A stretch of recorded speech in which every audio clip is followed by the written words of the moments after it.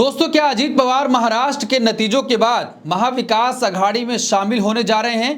क्या महाराष्ट्र में जैसे 2019 विधानसभा चुनाव के बाद महायुति में फूट पड़ी थी और उद्धव ठाकरे ने भाजपा से समर्थन वापस लेकर महाविकास अघाड़ी में शामिल हो गए थे, क्या उसी तरह का खेल इस बार अजीत पवार बीजेपी के साथ करने वाले हैं? अजीत पवार ने बीजेपी की महायुति गठबंधन छोड़ने का पूरा मन बना लिया है और इसका प्लान भी उन्होंने पहले से तैयार कर लिया है। उन्हें बस इस बात का इंतजार है कि महाराष्ट्र चुनाव के नतीजे कब आएं। क्या नतीजे आने के बाद बीजेपी और शिंदे मुंह देखते रह जाएंगे और महायुति की कमजोर कड़ी कहे जाने वाले अजीत पवार चाचा शरद पवार के साथ मिलकर बीजेपी को महाराष्ट्र की सत्ता से बाहर का रास्ता दिखा देंगे? महाराष्ट्र में विधानसभा चुनाव के बीच एनसीपी अजीत पवार दल के नेता नवाब मलिक ने एक ऐसा बयान दे दिया है जिससे अब कहा जा रहा है कि महाराष्ट्र एनडीए में फूट पड़ चुकी है। नवाब मलिक ने यह बात साफ तौर पर कह दिया है कि अजीत पवार किस गठबंधन का हिस्सा बनेंगे ये तो चुनाव के बाद मालूम पड़ेगा।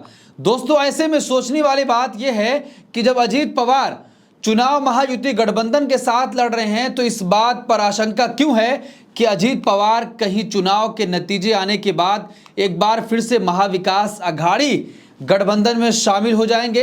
क्योंकि लगातार ये सवाल हो रहा है, जिस तरीके से भारतीय जनता पार्टी सांप्रदायिक राजनीति का सहारा लेकर महाराष्ट्र जीतना चाहती है, अजीत पवार ने खुलकर उसका विरोध किया है। चाहे वो एकनाथ शिंदे का बयान हो या देवेंद्र फडणवीस का बयान हो या प्रधानमंत्री नरेंद्र मोदी का या फिर योगी आदित्यनाथ का बयान, सीधे तौर पर अजीत पवार ने कह दिया कि महाराष्ट्र की धरती पर ऐसी तमाम चीजें बिल्कुल भी बर्दाश्त नहीं हो सकती हैं। पहले हम जान लेते हैं कि आखिर नवाब मलिक ने क्या कुछ खुलासा किया है और उसके बाद अजीत पवार को लेकर उन्होंने ऐसा क्या कहा है कि चुनाव के नतीजे आने के बाद अजीत पवार किधर रहेंगे, हम आपको बता देंगे। देखिए, नवाब मलिक ने दैनिक भास्कर रिपोर्ट मनीषा भल्ला को दिए इंटरव्यू में कहा, यह सच है कि अजीत पवार भाजपा की अगुवाई वाले महायुति गठबंधन का हिस्सा हैं, लेकिन नतीजों के बाद कौन किसके साथ जाएगा इसकी कोई गारंटी नहीं है।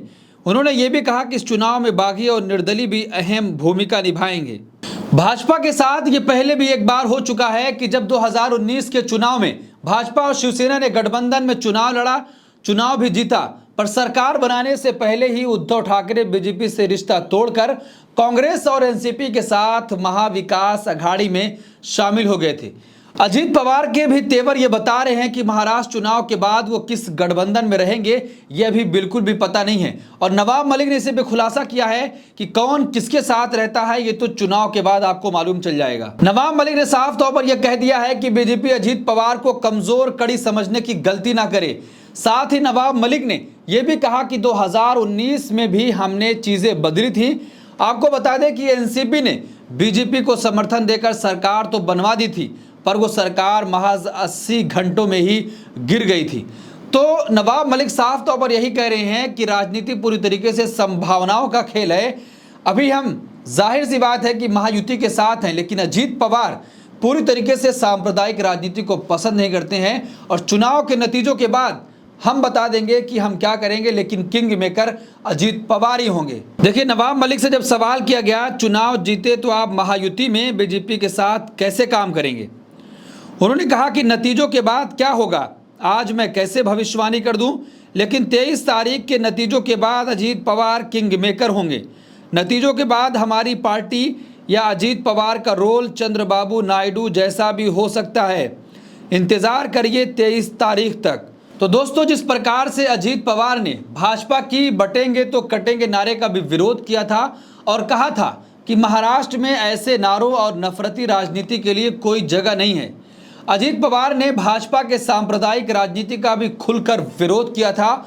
और अब नवाब मलिक का ऐसा खुलासा करना कि 23 तारीख तक आप इंतजार करिए, उसके बाद क्या होगा हम आपको बताएंगे। लोकसभा चुनाव के बाद जो नतीजे महाराष्ट्र से आए थे, जिससे बीजेपी गठबंधन की बुरी तरह हार हुई थी, इस हार का ठीकरा भाजपा और आरएसएस ने सीधे तौर पर अजीत पवार के सर पर फोड़ दिया था। उसके बाद से अजीत पवार अंदर ही अंदर ये खिचड़ी पका रहे थे कि अगर कहीं भी ऐसा मौका मिलता है और भाजपा का साथ छोड़ना हो तो पूरी तरीके से मैं इसके लिए तैयार हो जाऊंगा। लेकिन चुनाव के ऐलान होने से पहले जिस तरीके से आपने देखा था कि 1 महीने के अंदर लगातार कैबिनेट की कई बैठक हुई, उस बैठक में कई ऐसे फैसले लिए जा रहे थे जिससे अजीत पवार नाखुश थे। एक ऐसी बैठक भी थी जिसमें अजीत पवार सिर्फ 10 मिनट के अंदर ही बैठक को छोड़कर निकल गए थे। और अजीत पवार डिप्टी सीएम हैं, उनके बिना ही 1 घंटे तक वो बैठक चली थी और कई प्रस्ताव उसमें पास हुए थे। तो उसके बाद अजीत पवार खासे नाराज हुए थे और उन्होंने साफ कर दिया था कि जिस तरीके से ये बैठक करके लोगों को लुभाने का काम किया जा रहा है, हम इसका समर्थन नहीं कर सकते हैं। तो उसी दिन से उन्होंने भाजपा का खुलकर विरोध करना शुरू कर दिया था। और जिस तरीके से उनको हार का जिम्मेदार बताया जा रहा था, भाजपा नेताओं और एकनाथ शिंदे को स्टेज से यह कहना शुरू कर दिया था कि इस तरीके की बातें हम कभी भी स्वीकार नहीं कर सकते हैं। उस वक्त भाजपा ने कहा था कि हार के जिम्मेदार ही अजीत पवार हैं और अजीत पवार के साथ गठबंधन करना ही हार का कारण था। उसके बाद महायुति के तमाम नेता अजीत पवार को लेकर हमलावर थे और जिस तरह के बयान महायुति नेताओं द्वारा अजीत पवार को लेकर दिया गया था, एक नेता ने तो ये कह दिया था कि मीटिंग में जब अजीत पवार आते हैं तो उन्हें उल्टी आने लगती है। तो आप समझ सकते हैं कि अजीत पवार एक एक चीज़ों का बदला लेने वाले हैं। इस तरह के बयानों के बावजूद अजीत पवार महायुति में बने रहे और ये सब सहते रहे। लेकिन अब ये कहा जा रहा है कि अगर महाराष्ट्र में अजीत पवार को 30 से 35 सीटें भी आ जाती हैं तो अजीत पवार भाजपा का गेम पूरी तरीके से बिगाड़ेंगे और उसका प्लान भी वो तैयार कर चुके हैं।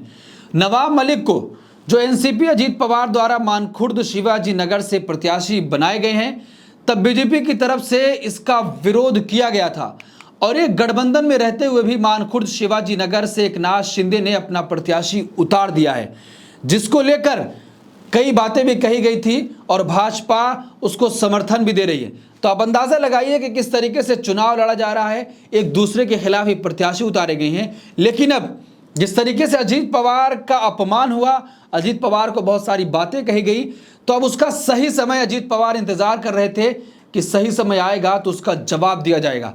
तो क्या चुनाव के नतीजों के जस्ट आने के बाद अगर अजीत पवार के पास इतनी सीटें आ जाती हैं तो क्या वो किंग मेकर की अगर भूमिका में रहेंगे तो शरद पवार के पास आएंगे? और चूंकि 35 ऐसी विधानसभा सीटें हैं जहां पर एनसीपी का एनसीपी से ही मुकाबला है, यानी कि अजीत पवार एनसीपी के प्रत्याशी और शरद पवार एनसीपी के प्रत्याशी आमने सामने हैं, तो साफ तौर पर यह कहा जा सकता है कि 35 सीटें तो एनसीपी की आनी ही आनी है। तो क्या कुल मिलाकर शरद पवार ने पूरी तरीके से गेम बना दिया था और उसकी भूमिका अजीत पवार से निभा रहे थे कि आपको जाना है वहां, लेकिन जब चुनाव होंगे, नतीजे आएंगे तो इधर आ जाना है। तो ऐसी तमाम तरह की बातें चल रही हैं और नवाब मलिक ने साफ तौर पर यह कह दिया है कि मेरे नेता अजीत पवार हैं, चुनाव के नतीजों के बाद वो किधर रहेंगे मैं आपको बताऊंगा, लेकिन वो अभी महायुति के साथ हैं, चुनाव के नतीजों के बाद महायुति के साथ नहीं रहेंगे। तो इस पूरे मामले पर आप क्या सोचते हैं, आपकी क्या राय है? कमेंट बॉक्स में अपनी राय जरूर दें और ऐसी तमाम खबरों के लिए देखते रहिए देश नीति। धन्यवाद।